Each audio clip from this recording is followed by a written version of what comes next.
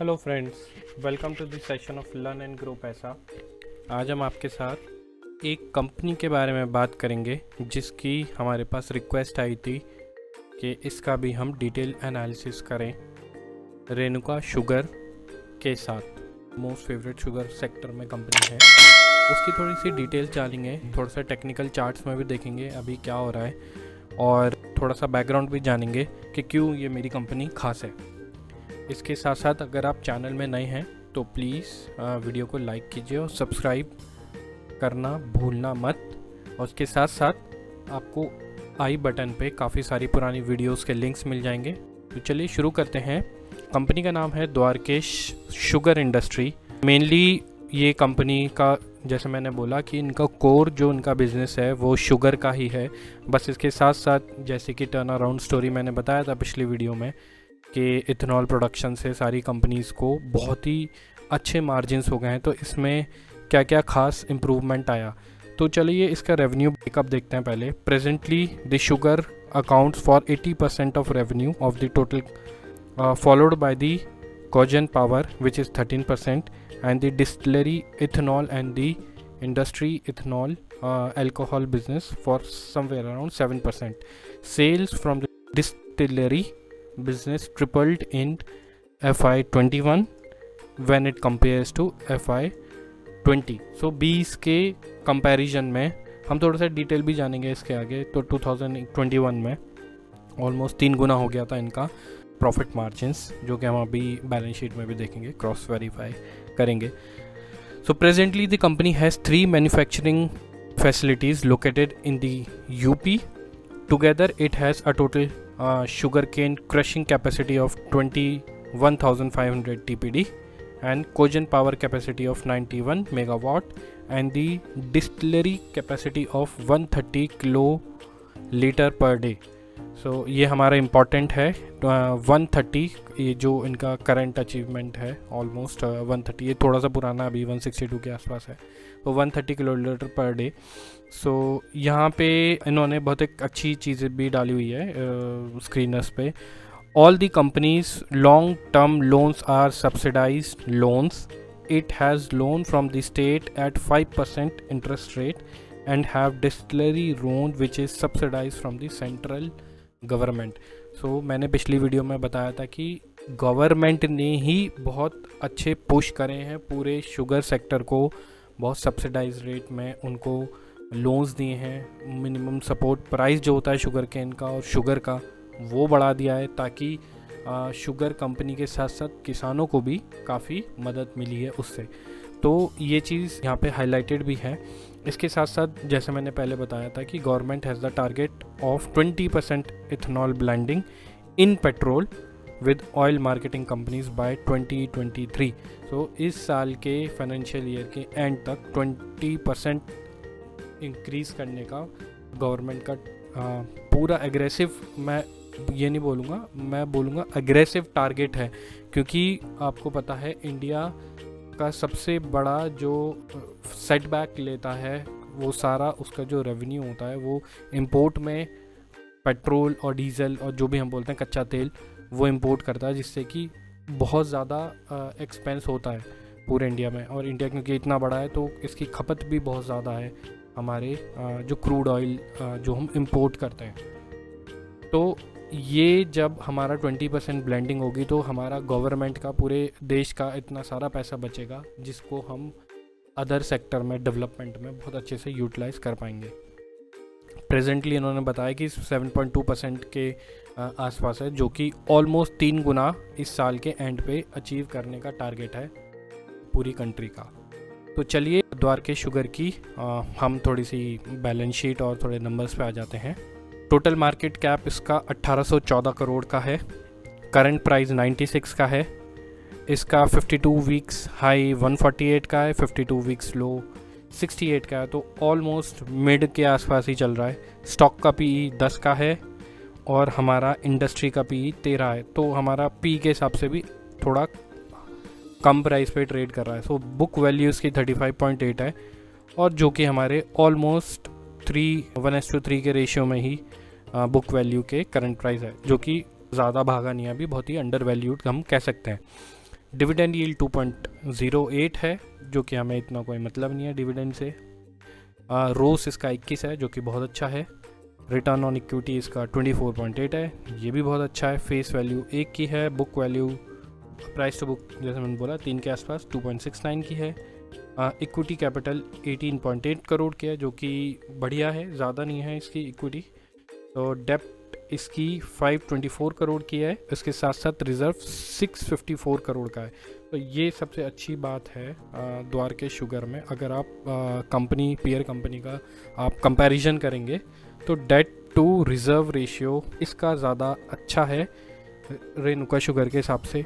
Overall numbers इसके ज़्यादा positive हैं रेणुका शुगर के हिसाब से।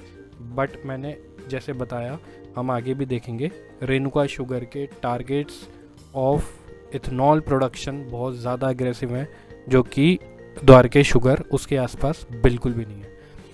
तो हम आगे देखते हैं। अर्निंग पर शेयर इसका 8.91 है, जो कि बेहतरीन है। 8.91 रुपीज़ का ईपी अर्निंग पर शेयर बहुत ही अच्छा है।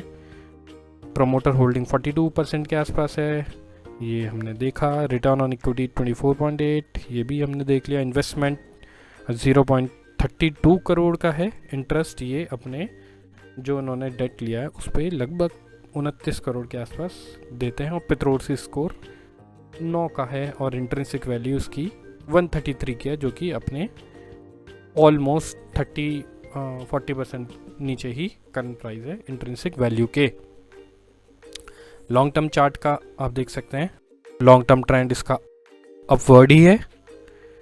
प्रोज इसके क्वार्टर रिजल्ट गुड एक्सपेक्टेड है हमारा। Company has maintain a healthy pay out dividend. Stock is trading 2.69, जो कि मेरे को ये कौन सी नहीं लगता है, मेरे को ये प्रोज ही लगता है। ये तो अच्छी बात है। Company might have capitalisation the interest cost, ठीक है। लोन लेके तभी तो एक्सपेंड करेगी कंपनी, उसमें कोई इशू नहीं है। तो दोस्तों हम आते हैं अपने ईयर रिज़ल्ट पे। सबसे पहले सेल्स देखते हैं हम अपनी 2010 से धीरे धीरे इम्प्रूव हो रही है। यहाँ पे थोड़ी 2015-16 में कम हुई, 17 में फिर बढ़ गई, फिर 18 में और बढ़ी, मार्च में थोड़ी कम हुई, 2019 में, 2020 में भी थोड़ी सी बढ़ी, फिर मार्च 2021 में 1336 करोड़ से बढ़ के हो गई 1840 करोड़ के आसपास।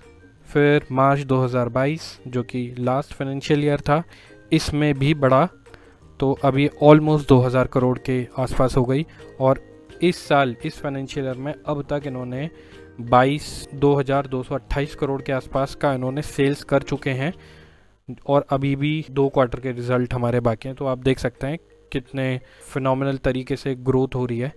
इसके साथ साथ एक्सपेंस तो बढ़ेगा ही। हम ये देखते हैं प्रॉफिट, ऑपरेशन प्रॉफिट। सो इस टाइम पे 309 करोड़ का ऑलरेडी हमारा प्रॉफिट ये दिखा के चल रहे हैं। प्रॉफिट मार्जिन 14 के आसपास की है, जो कि अच्छी है इनकी प्रॉफिट मार्जिन, क्योंकि मार्जिन इनकी ऑलमोस्ट 15 के आसपास रही है, जो कि बहुत ही अच्छा है। अदर इनकम इनकी थोड़ी थोड़ी ठीक है। इंटरेस्ट ये दे रहे हैं। नेट प्रॉफिट इनका अभी तक हो गया है 168 करोड़ का। अर्निंग पर शेयर इसकी करंटली चल रहा है 8.91, जो कि बहुत अच्छा है।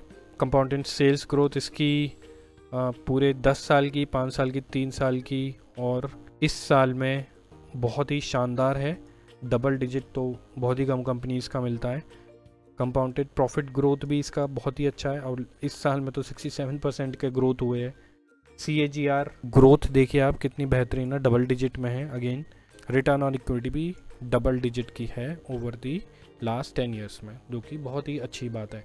शेयर कैपिटल ऑलमोस्ट 32 करोड़ 47 और 2017 में इन्होंने शेयर कैपिटल कम करी थी, और जो कि 2017 के बाद से अभी स्टेबल है, जो कि बहुत ही अच्छी और बहुत ही पॉजिटिव बात है। रिज़र्व भी आप देखिए, ओवर दी टाइम इसका रिज़र्व इंक्रीज़ ही हो रहा है, और इस टाइम 654 करोड़ के रिज़र्व्स हैं। बोरोइंग्स इनकी देखो पिछले साल से कम हुई है, जो कि बहुत ही अच्छा है, क्योंकि रिज़र्व ज़्यादा है, बोरिंग कम से हैं, तो हम कह सकते हैं कि डेट फ्री कंपनी है ये। इसके साथ साथ मैं इसके डिटेल्स में नहीं जा रहा क्योंकि बहुत लंबी हो जाएगी वीडियो। फिक्स एसेट्स कितना है, क्योंकि कंपनी हमें पता है बहुत एग्रेसिव के तरीके से अपने बिज़नेस को बढ़ा रही है, तो फिर डेफिनेटली जो इसके एसेट्स हैं उसमें पैसा लगाएगी, मशीनरी में, प्लांट में, तो दैट इज़ बट ऑब्वियस। और इसके साथ साथ कैश फ्रॉम ऑपरेशंस भी इसका सही है। इन्वेस्टिंग तो हमें पता है ये कर रही है कंपनी, तो इसमें कोई डाउट नहीं है।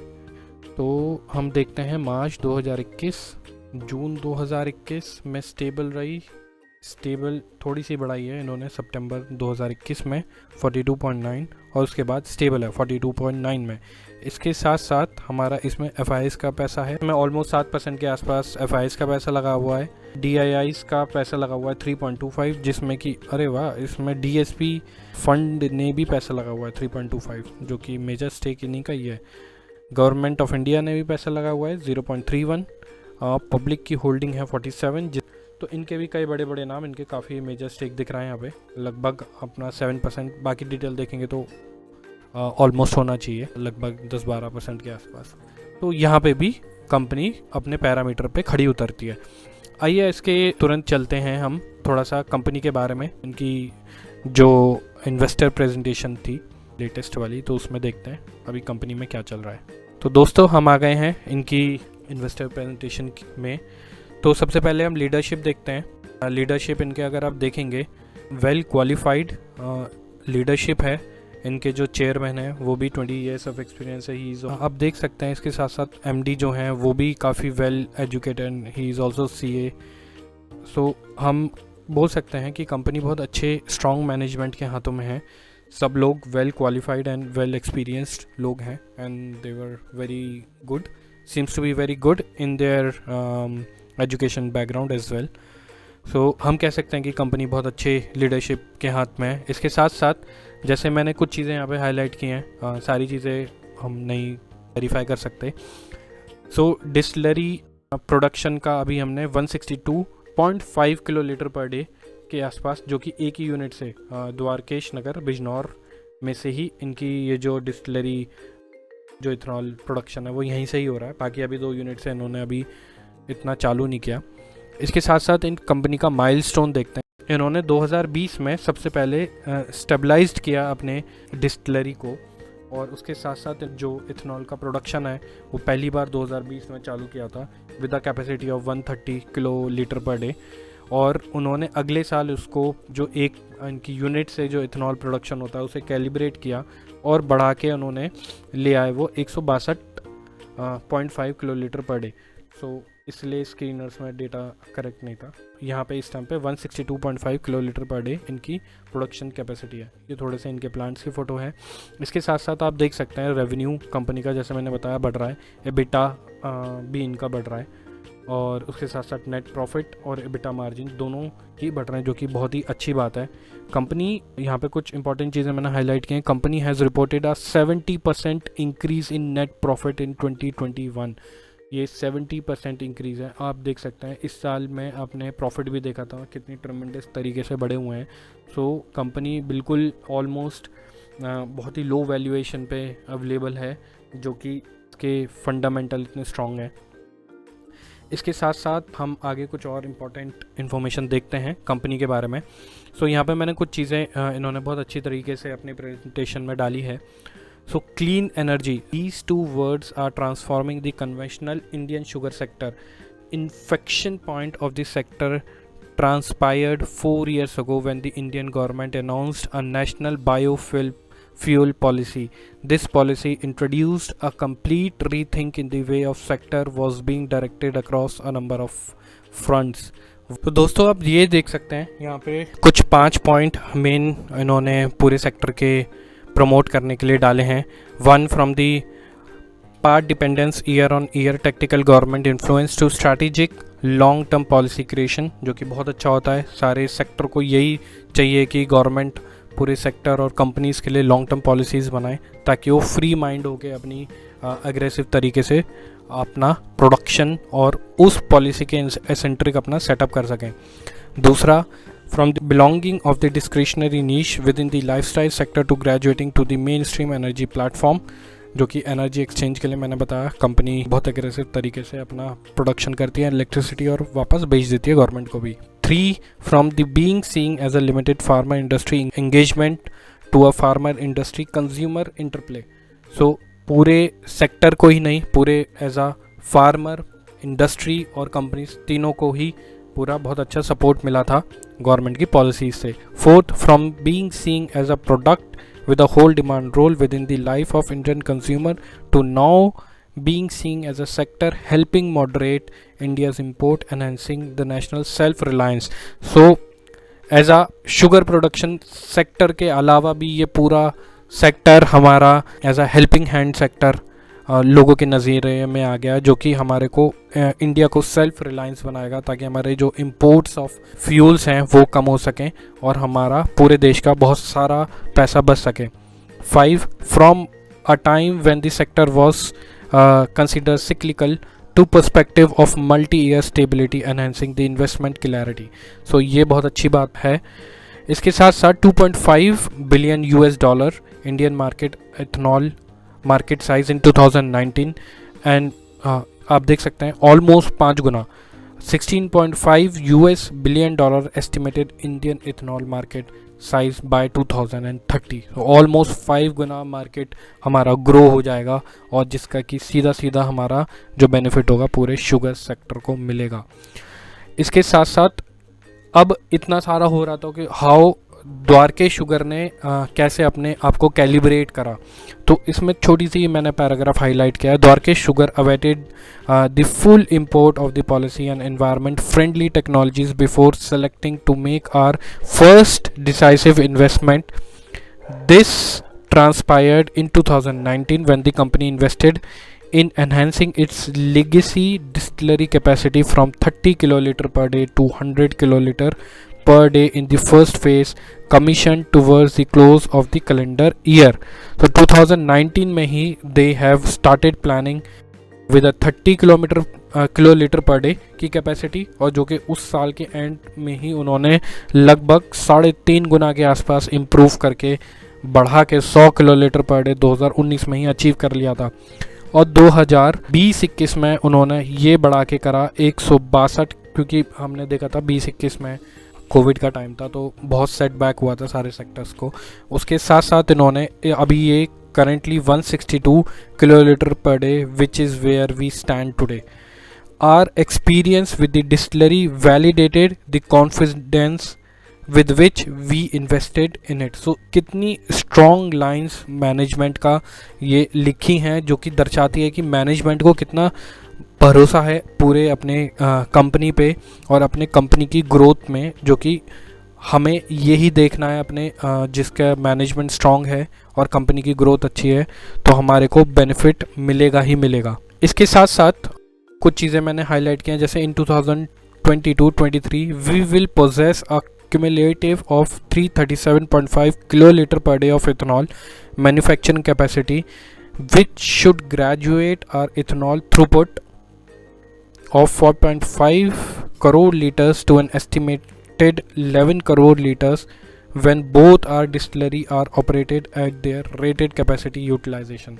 So by 2022-23 इस साल के एंड तक 162.5 किलोलीटर पर डे से इनके टारगेट ऑलमोस्ट डबल करने के हैं 337.5 किलोलीटर पर डे, और जो कि इनके बाकी जो प्लांट हैं अगर उनको भी कैलिब्रेट करेंगे तो हम देख सकते हैं कि कितने अच्छे और ईजिली टारगेट ये अपने अचीव कर पाएंगे।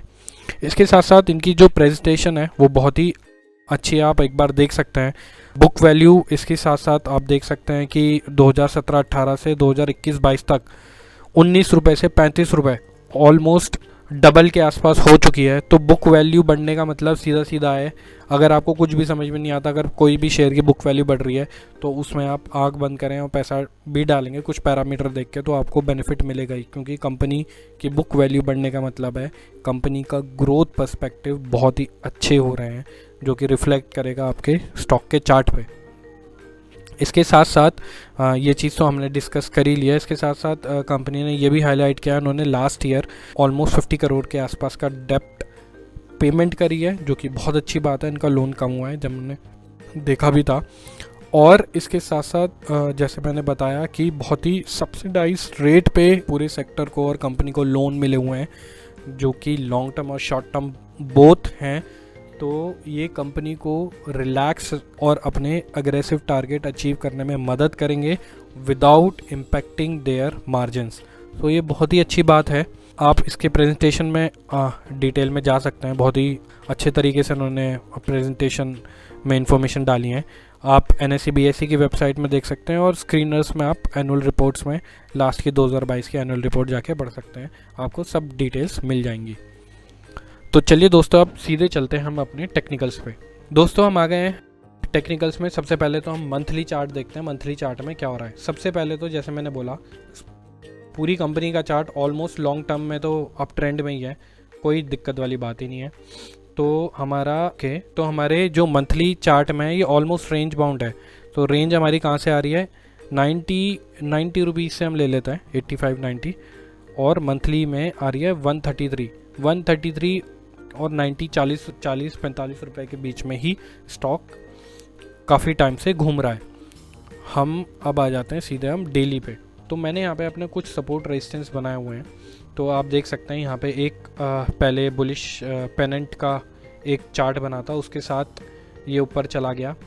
अब यहाँ पे देखिए क्या इंटरेस्टिंग हो रहा है, यहाँ से स्टॉक ने ऊपर गया और इस रेंज में काफ़ी टाइम घूमा, फिर से एक स्टॉक ने ब्रेकआउट दिया, ऊपर गया और वहाँ से प्रॉफिट बुकिंग आई, वो यहाँ पे आ गया। और क्योंकि इस वाले रेंज में उसका काफ़ी टाइम तक इसने काफ़ी टाइम स्पेंड किया था, तो ये हमारा एक बहुत ही स्ट्रॉन्ग सपोर्ट जोन है। सपोर्ट जोन एक कई मल्टीपल लेवल्स का होता है। हमें हमेशा कोई एक सिंगल नंबर नहीं लेना चाहिए, हमें हमेशा जोन लेना चाहिए, जो कि बहुत इंपॉर्टेंट होता है शेयर को बाय या सेल करने के लिए। तो यहाँ पे इसका काफ़ी अच्छा सपोर्ट जोन हमारा जो कि बन रहा है 94 से लेके, अगर मैं लूँ 86 के बीच में, लगभग 8 रुपये का सपोर्ट जोन है। और आप यहाँ से देखें, यहाँ पे पहले आया स्टॉक, फिर यहाँ से ऊपर चला गया, फिर यहाँ पे सपोर्ट लेके फिर ऊपर चला गया। अब यहाँ पे क्या हो रहा है, उसकी वॉल्यूम भी कॉन्ट्रैक्ट हो रही है और वॉलेटिलिटी भी कॉन्ट्रैक्ट हो रही है। अब क्या होगा, जैसे कि आप देख सकते हैं ये डिसेंडिंग ट्राइंगल, सिमेट्रिक ट्राइंगल है, या तो ये ब्रेकआउट दे देगा या ब्रेकडाउन दे देगा। हाईली चांस मेरे को ऐसा लगता है कि ये ब्रेकआउट दे देना चाहिए आने वाले टाइम में, तो इस पे आप नज़र रख के चल सकते हैं। अब हमारे इंपॉर्टेंट लेवल्स क्या होंगे। सबसे पहला लेवल जो हम देख सकते हैं 117 रुपये का, 117 के बाद 126 का, फिर 133, और अप साइड में जहाँ पे पहले प्रॉफिट बुकिंग आई थी 139 से लेके हमारी 146 के आसपास, जो कि प्रॉफिट बुकिंग जोन है, वहाँ से स्टॉक आप अप साइड के टारगेट ले सकते हैं। तो ऑलमोस्ट ये मान के चलिए 40-50% के आसपास के हमारे टारगेट अभी से भी मिल जाएंगे। तो हमें अभी क्या देखना है, इसकी वॉल्यूम्स कुछ पूरे 10 दिन की एवरेज वॉल्यूम है आपकी हमारी 718 के की, और हमारे लास्ट ट्रेडिंग में हमारी वॉल्यूम हुई थी 505 की। ठीक है, उससे कम है तो कोई ऐसा इशू वाली बात भी नहीं है। और जहाँ तक मेरे को ऐसा लग रहा है ये भी एक बुलिश पिनेंट है, इसलिए मैंने ये बनाया था। आप देख सकते हैं कि बुलिश पिनेंट है। तो अभी आप वेट कीजिए, हमें रश नहीं करना है, पहले इसका ब्रेकआउट का वेट करने दें, क्योंकि यहाँ से स्टॉक यहाँ पे भी हो सकता है और ऊपर भी जा सकता है, और उसकी अर्निंग भी बहुत पास में है। एक्सपेक्टेड है कि अर्निंग अच्छी ही आनी चाहिए, बट हम थोड़ा सा वेट करेंगे और इसको 100 रुपये के ऊपर जब ब्रेकआउट देगा वॉल्यूम के साथ, तो हम इसमें अपनी एंट्री बना सकते हैं। और नीचे का हमारा लॉन्ग टर्म का स्टॉप लॉस होगा 86 का। मैंने देखिए आपको रेणुका शुगर में भी मैं दोबारा से रिव्यू डाल दूंगा, क्योंकि कई लोगों के डाउट आ रहे थे, उन्हें थोड़ा सा कन्फ्यूजन हुआ था रेणुका शुगर में। तो हम हमेशा, आप ध्यान रखिए, हमेशा हम ब्रेकआउट पे ही स्टॉक लेना है, या फिर पहले भी ले सकते हैं, बट हमें हमारे क्वाइट स्ट्रॉन्ग एविडेंस हो और बिल्कुल स्ट्रिक्ट स्टॉप लॉस हम फॉलो करें। ब्रेकआउट पे स्टॉक लेने का हमारा हमेशा फ़ायदा ये होता है कि हम पूरी जो रैली होती है वो अपनी कंज्यूम कर सकते हैं। अगर हम लॉन्ग टर्म इन्वेस्टर हैं तो हमें बिल्कुल नहीं सोचना है ट्रेडर की तरह, हमें जहाँ पे अगर कंपनी अच्छी है पैसे डाल देना और छोड़ देना है। अपने आप ही कंपनी जैसे जैसे मैच्योर होती रहेगी और अपने आप अपना पैसा हमें बनता रहेगा ही। आपको बस इतनी मेहनत करनी है, क्वार्टर टू क्वार्टर के रिज़ल्ट जाके चेक करने हैं इम्प्रूवमेंट है, आपको शेयर में बने रहना है। अगर आप देख सकते हैं कि अगर कोई प्रॉब्लम आ गई है, जैसे कम शेयर होल्डर अपनी स्टेक बेच रहे हैं, तो हम वहाँ पे अपना स्टेक को कम कर सकते हैं उनके साथ साथ। तो दोस्तों ये हमारा द्वारकेश शुगर का चार्ट है। स्टॉक ऑलमोस्ट अप ट्रेंड में ही है लॉन्ग टर्म के, और मीडियम टर्म के हम देख सकते हैं अप्रैल से अभी तक में थोड़ा सा डाउन ट्रेंड में है, और शॉर्ट टर्म भी थोड़ा सा डाउन है। तो इसलिए ही थोड़ा सा लिटिल बिट कॉशियस रह के, अगर लॉन्ग टर्म इन्वेस्टर हैं तो घबराने वाली कोई बात नहीं है। आप पैसा डालिए और इसे पढ़ के अच्छे से एनालाइज करके आप देख सकते हैं। तो कोई दिक्कत वाली मेरे को तो नहीं लगता कोई भी पैरामीटर में कंपनी में दिक्कत है, अनटिल अनलेस कोई बड़ी चीज़ सामने आए। तो आप इसको देख के चल सकते हैं। कोई भी आपको अगर डाउट है तो आप अपनी व्यूज़ और डाउट कमेंट बॉक्स में डालिए, और हमारी पुरानी वीडियोस हैं उसे देखना ना भूलिएगा, और लोगों में शेयर कीजिए अगर आपको हमारी इन्फॉर्मेशन समझ में आती है। और हाँ, इसके साथ साथ इनका ब्रांड भी द्वारकेश शुगर नाम से ही आता है। आप गूगल में भी देख सकते हैं, द्वारकेश शुगर नाम से इनका शुगर आती है। दोस्तों प्लीज़ अपनी स्टडी करिएगा, हमारे बताने पे आप जंप मत कीजिए कोई भी स्टॉक को लेने में। अगर आपको अच्छा लगता है, हमारे से विचार आपके मिलते हैं, तो आप बेशक स्टॉक को लेके चल सकते हैं। डिस्क्लोजर मेरे पास है ये स्टॉक, और मैं इसको होल्ड करूँगा आगे के लिए। तो थैंक यू सो मच, मिलते हैं हम अपने अगले वीडियो में, तब तक के लिए बाय बाय।